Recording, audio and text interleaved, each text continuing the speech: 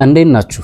ዛሬ ለምኖ እንዲያገባሽ ከፈለግሽ ይሄንን አድርጊ በሚል ሐሳብ እንነጋገራለን። ከናንተ የምፈልገው ታግሳችሁ ከሰማችሁኝ የሆነ እየተንቀለቀለብሽ ያለ ፍቅረኛ ወይ ገና ጩኛ ገና ወይ የወደድሽ ሰው ካለ ለምኖ እንዲያገባሽ ማድረግሽ ማለት ነው። እስከ መጨረሻው ተከታተይኝ። ከዛ በፊት ግን አዲስ ናችሁ ሰብስክራይብ አድርጉ። እስቲ ምንም ማለት አይደለም። እንደዚህ የሚጠቅም ቪዲዮ ሲሰራ ይደርሳችኋል። ከተመቻችሁ ደግሞ ቪዲዮን ያው ወደ በኋላ ነው ላይክ የምታደርጉት። አሁን አርጋችሁን ብትጀምሩ ችግር የለም አድርጉት። ወደ ሐሳብ ያልፋለሁ። እንግዲህ ለምኖ እንዲያገባሽ ይሄንን አድርጊ ማለት ምን ማለት ነው? መለመን ማለት የሆነን ነገር ለማግኘት ስንል የሆነ ነገር ለማስፈጸም ስንል ወይ ደግሞ የሆነ የልብ መሻታችን በውስጣችን ያለን ነገር እንዲሳካ ስንል የምንጓዝበት የጉዞ ጥግ ድረስ ማለት ነው። ስለዚህ በአጭር ቋንቋ እያልኩሽ ያለሁት ምንድነው?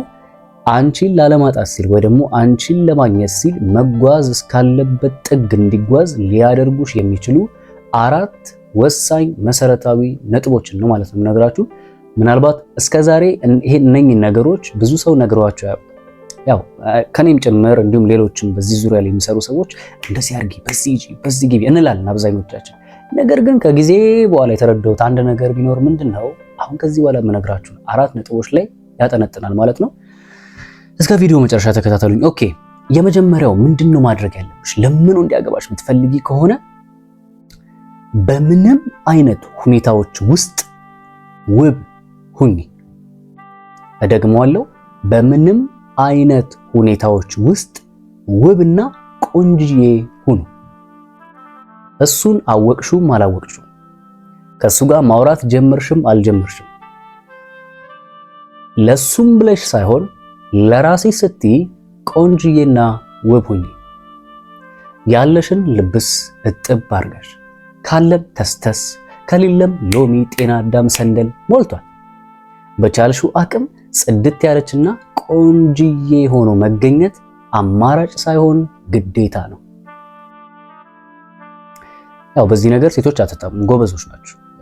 እኛ ወንዶች ነን ብዙም እንደዚህ አይነት ነገር ላይ የምንታማው። ግን አሉ አንዳንድ ሴቶች አሉ በቃ ማለት እኔ አጋጥሞኝ ያውቃል። እናንተ አጋጥሟችሁ ካወቀ አላውቅም። እና አንዳንድ ሄጄ ሀግ ለማድረግ ወይ ደግሞ ስትገናኙ እንዴት ነው ሰላም ትባባሉ የለ በዛ ሰዓት ላይ ማለት ከጎረምሳ በልመን ከጎረምሳ ሌላ ምን አለ የሚሸት የሚባል በዚህ ሰዓት ላይ ጎረምሳ ተሸታልን ይባላል። ግን ከጎረምሳም በላይ በቃ ሌላ አረ ሴቶች ታጠቡ፣ አንዳንዶቻችሁ ትጥብ በሉ። አይኑ ይገባኛል፣ ስራ ይደክማችሁ ይሆናል፣ ምናልባት የቤት ውስጥ ሩጫ ኃላፊነቶች፣ ግን በቃ ትጥብ የሆነ በቃ አላ በቻልሽው አቅም ግን እሱ ጋር ልትገናኝ የምትሄጂ ከሆነ ደግሞ በተለይ ሞር በቃ ቆንጅዬ ሁኚ። ለምን ወንድ ባየው ነገር ነው የሚሳበው፣ ባሸተተው ነገር ነው መጀመሪያ የሚሳበው። ይሄንን ወደዳችሁም ጠላችሁም መራር እውነት ነው የምነግራችሁ። ወንዶች ሁሉ በሚባል ደረጃ መጀመሪያ ሴቶችን ሲመለከቱ ውጫዊ ገጽታ ነው የሚመለከቱት። ባይመስላችሁም ዋጡት። ብዙዎች እንደዚህ ብለው በተናገሩ ጊዜ አንዳንዶች አያለ እውነት ሲናገሩ አይወደዱ። ውጪ ላይ ብቻ ትኩረት የምታደርጉ ምናምን። እኛ ምን እናድርግ? ኔቸራችን ነው በቃ ተፈጠርና እንደዛ እንደለ ወዶ ነው እንዴ? እዚህ ሚዲያውም ላይም በየቦታውም እስቲ የሆነች ሴት አቋሟን ሼፓን የሚገልጥ አይነት አለባበስ ለብሳት ሁሉም ሰፍ ነው የሚለው ለምን? ምናልባት እናንተ ሴቶች የሆነች ሼፓን የሚያሳይ አይነት የለበሰች አለባበስ ሴት ስታዩ አንዳንዶቻችሁ ልታደንቁ ይችላል፣ አንዳንዶቻችሁ ግን ልሰድቧት ትችላላችሁ። ምን እንደዚህ ያገላልጣታል? ምን እንደዚህ ያስደርጋታል? ወንዶች ጋር ግን ስትሄዱ ምን እንደዚህ ያገላልጣት አይደለ? ኦ ዴም ነው የሚሉት። ምን እንዴት ነው የሚያምረው? አብዛኛው አድናቆት ነው ያለው። ለምን? ኔቸር ነው ውስጡ። ይሄንን ሲያይ የሚንቀሳቀስ የሆነ አካል አለ። ስለዚህ አትሸወዱ። በየትኛውም አይነት ሁኔታ ውስጥ ብትሆኑ ሴቶች ቆንጆና ውብ ሁኑ። በጣም ብዙ ያው የማያስተውሉ ወንዶች ናቸው በእርግጥ እንደዚህ አይነት ነገር ውስጥ ሊገቡ የሚችሉት። ነገር ግን አመለካከታቸው ቆንጆ ሆኖ ባህሪያቸው በጣም ቆንጆ ሆኖ ግን በገጽታቸው በውጪ አይነት ገጽታቸው ብዙም የማይስቡ ሴቶች ከመሆናቸው የተነሳ ብዙ ወንዶች እነዛን ሴቶች ሪጀክት ሲያደርጓቸው አይተናል። በተለይ አሁን ባለንበት ዘመን ላይ ደግሞ እንደዛ አይነት ነገር ስለሆነ ያለው እንግዲህ ከዘመኑ ጋር መሄድ የተሻለ ነው ብዬ ስለማስብ ነው። ያው መልካም ሁሉ ምንም ችግር የለም። ውስጣችሁ ስብናችሁ ምናምን ስለዛ አልገባውም። ስለ ውጪ ገጽታ ነው ያወራሁት። የውስጥ ገጽታሽ ጸዴ ይሁን ምናምን እሱ ወደ በኋላ መጣበታለሁ፣ ግን የውጭ ገጽታሽ ላይ ግን በምንም አይነት ሁኔታ ውስጥ ብትሆኚ ጽድት ለማለት ሞክሪ ማለት ነው። ወደ ሁለተኛው አልፋለሁ። እንግዲህ በሁለተኛ ደረጃ አንድ ወንድ ለምኖ እንዲያገባሽ የምትፈልጊ ከሆነ ምንም አታርጊ፣ አትታገይ፣ ራስሽን ሁኚ። ያው እንደዚህ አይነት ነገሮችን ስንናገር ለአንዳንዶች ብርቅ ነው የሚሆንባቸው። አትታገይ፣ ራስሽን ሁኚ ማለት አብዛኞቻችሁ የሆነን ወንድ ለማስመጥ ትጋጋጣላችሁ። በጣም ብዙዎቻችሁ ስለሚመለከቱ በቃ ማታረጉት ነገር የለም ጠብር ገፍ ነው የምትሉት ምናምን አያስፈልግም። አትጋጋጭ፣ ራስሽን ሁኚ። ራስሽን ሁኚ ማለት እንደሆነ ታውቃላችሁ። በተፈጥሮ እኛ ወንዶች የሆነችን ሴት በመጀመሪያ እይታ ውስጣችን ልባችን ውስጥ ከገባች የችን ሴት አንፈታትም።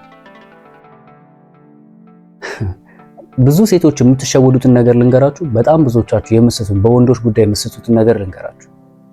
ገና ለገና ይወደኛል ብለሽ ሊያፈቅረኝ ይችላል ብለሽ በሱ ዙሪያ በቃ ትንዣበቢያለሽ፣ ትሄጃለሽ፣ ዋጋ ትከፍያለሽ።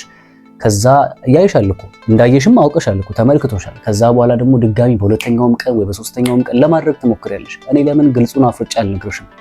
ወንድ የተባለ ፍጥረት በሙሉ በመጀመሪያ ቀን አይቶ የተመቸችውን ሴት ማጣት አይፈልግም።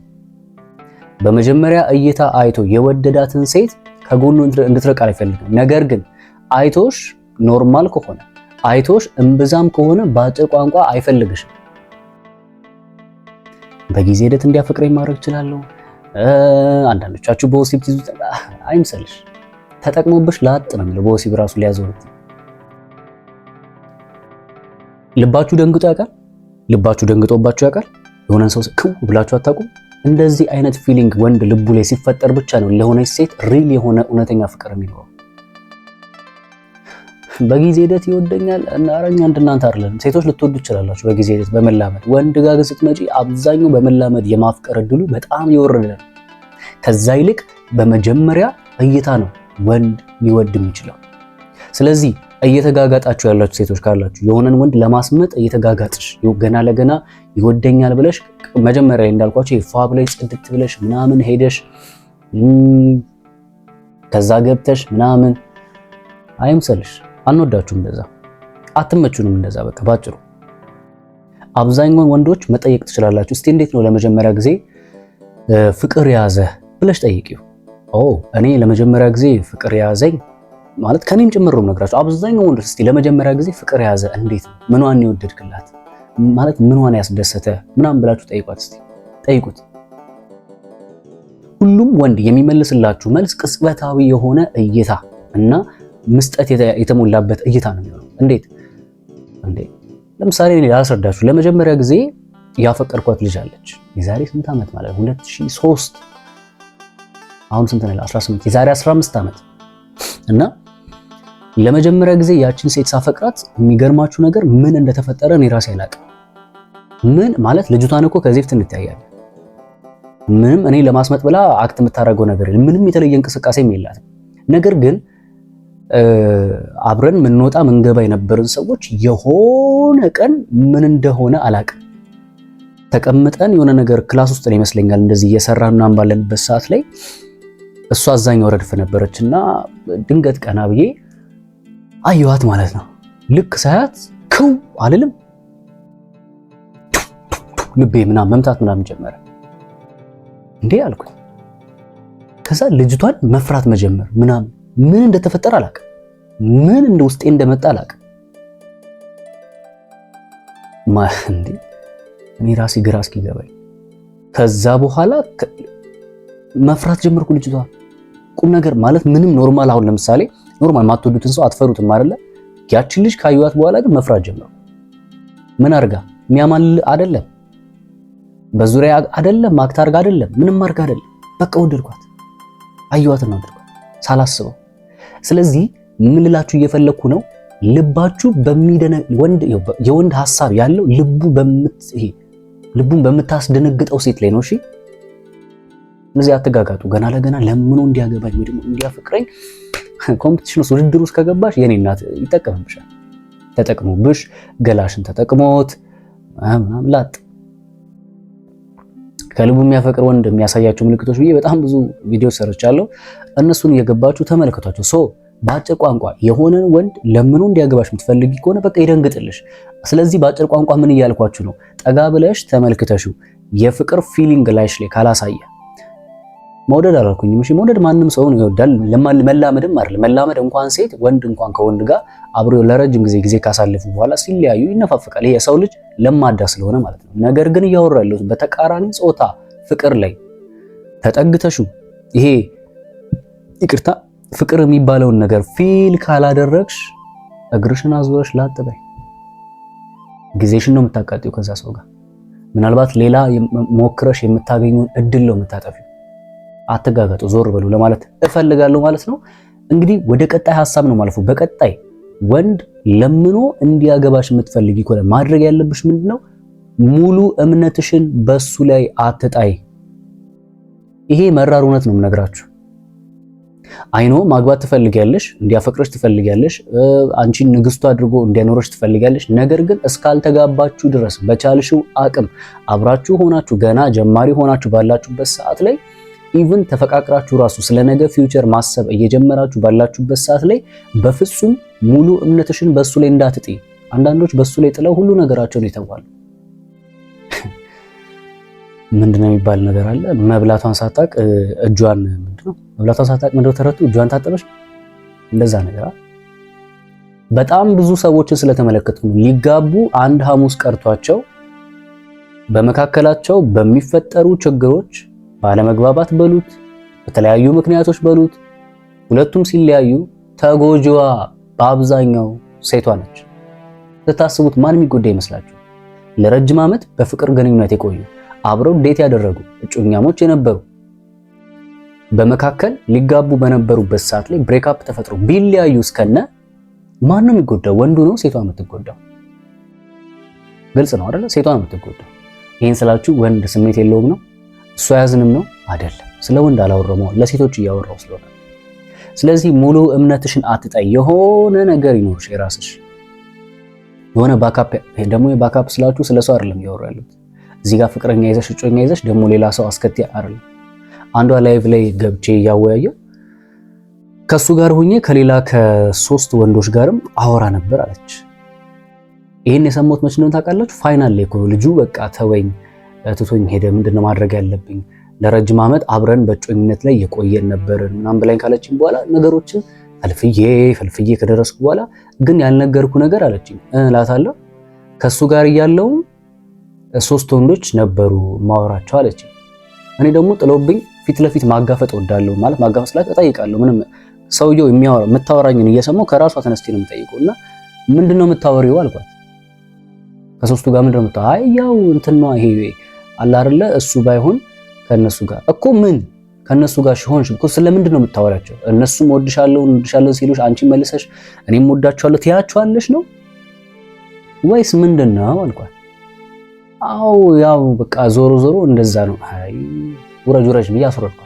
አንቺ ሞረድ ነው አንቺ ገና ማለት እንዴት ፍቅር ታማኝ ነው እኮ አንዴ። ይሄ ካልሆነ ወደ ሌላ ቦታ ዞር ትላላችሁ እንጂ እንዴት ነው እዚህ ጋር ጮኛ ይዛችሁ ባካፕ እያላችሁ ሌላ የምትይዙት?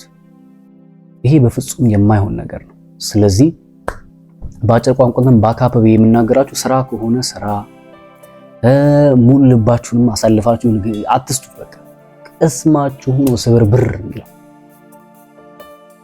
በቻላችሁት አቅም እምነታችሁን እመኑት፣ ውደዱት፣ ተንከባከቡት። ነገር ግን ሙሉ ለሙሉ አትጣሉ። እኔ አስታውሳለሁ የቅርብ የምለው ሰው ሙሉ እምነቷን ጥላበት በመሃል የሆነ ግጭት ሲፈጠር አለመግባባት ተፈጥሮት ለጥቂት ዞር ባለበት ሰዓት ላይ በቃ እንዴት እንደሆነች እኔ ማለት ልታብድ ነው የደረሰችው። እግዚአብሔር ይመስገን ዛሬ አብረው ናቸው፣ ግን በቃ ከሚባለው በላይ ነው በቃ ልታብድ የደረሰችው። እና ፕሊዝ በቻላችሁት አቅም እምነታችሁ ሙሉ ለሙሉ አትጣሉ። የሆነ ነገር ያስፈልጋችኋል። በአራተኛ ደረጃ እና በመጨረሻ ደረጃ ለምኑ እንዲያገባሽ የምትፈልጊ ከሆነ ማድረግ ያለብሽ ምንድነው? ራስሽንም እሱንም አክብሪ። እደግመዋለሁ፣ ራስሽንም እሱንም አክብሪ። ይሄንን እውነት ስነግርሽ ላይመስልሽ ይችላል። አሁን ብዙ ጊዜ በተደጋጋሚ የሚባለው ወንዶች በቃ ክብር ይፈልጋሉ፣ መከበር ይፈልጋሉ ምናምን። እኔ ደግሞ ልጨምርልሽ፣ ወንዶች መከበር እንዳለባቸው ሪስፔክትን እንደሚፈልጉ ሁሉ አንቺም ደግሞ ራስሽን አክብሪ። ሪሌሽንሺፕ ላይ ተኮኖ አንዳንድ አላስፈላጊ ነገሮች መደረግ ከሌለባቸው አላረግም። ይሄን የምነግራችሁ ለአንዳንዶቻችሁ ነው። ጤነኛ የሆነ ሪሌሽንሺፕ ውስጥ ያልሆናችሁ ሰዎች አላችሁ። ስለምን እንደማወራ ገብቷችኋል ብዬ አስባለሁ። ልክ ያልሆነ በቃ ነገ የሌለበት ነገ የማይታይበት አጭር እድሜ ነው ያለሽ። አንድ ቀን አንድ እድሜ ነው የሰጠሽ። እስካሁን የቀሩት እድሜ የመጡት እድሜዎች እኮ ተቃጠሉ፣ አለፉ። አታገኛቸውም። ወደኋላ ወደፊት ነው። ወደ ሞት እየተቀረብን ያለ ነው። ስለዚህ የተሰጠሽን እድሜ ተጠቅመሽበት ነው ማለፍ ያለብሽ። በአጭር ቋንቋ ምንድን ነው ያልኩሽ? ራስሽን ሸልሚ። የራስሽ ጀግና ራስሽ ሁኚ። ለኔ ጥሩ ህይወት ይገባኛል በይ። የተሻለ ህይወት ይገባኛል ማለት ጀመሪ በይ። አንዳንዶች ልክ በመሃል ብሬክአፕ ሲያጋጥማቸው ራሳቸውን ያጠፋሉ፣ ተስፋ ይቆርጣሉ። ራሳችሁን ሸልሙ። ይሄ ለወንዶችም ጭምር ነው። ራስሽን ሸልሚ። አንቺ ለሱ ወይ ደግሞ ለሷ አንተ ራስህ አቅርብ ባለህበት ሰዓት እነዛ ሰዎች የናንተ ዋጋ ሳይገባቸው ወይ ደግሞ ሳይፈልጓችሁ ቀርተው ትተዋችሁ ቢሄዱ እናንተ ራሳችሁን ሸልሙ። የሚያዋጣችሁ ይሄ ነው። ራሳችሁን ሸልማችሁ መቀጠል አማራጭ ሳይሆን ግዴታ ነው። ምክንያቱም እናንተ ራሳችሁን ታውቃላችሁ። የልባችሁን ንጹህነት እናንተ ታውቃላችሁ። ትቷችሁ የሄደውን ሰው ሳይሆን እናንተ ማናችሁ ነው። ለዛ ሰው ምን ነበራችሁ? ምን ስታደርጉ ነበራችሁ? ፊውቸር ላይ ምን ስታስቡለት ነበር ለዛ ሰው?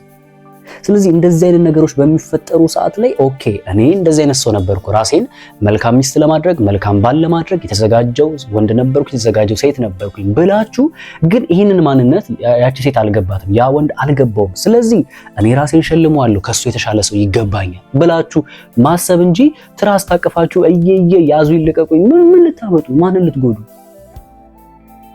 አረ ራስሽን ትጎጃለሽ። ምናልባት ዘመድ አዝማድ 2-3 ቀን ይሰበስባል፣ ሰልስትሽን ያወጣልሻል። የጎረቤት ሰው እናትና አባትም 1 2 3 4 ወር ግፋቢ ወይ 1 ዓመት፣ ከዛ በቃ ቻው አዲስ ህይወት ይጀምራል። ራሳችሁን ግን ምን በሉ ሸልሙ። ስለዚህ ራስሽንም እሱንም አክብሪ። መከበር ካለበት አክብሪ፣ ሪስፔክት ስጪ። አሁን የነገርኳችሁን 4 ነገሮች በታማኝነት ካደረጋችሁ አንድ ወንድ ለምን ነው የሚያገባሽ? ምን አልኳችሁ መጀመሪያ ላይ?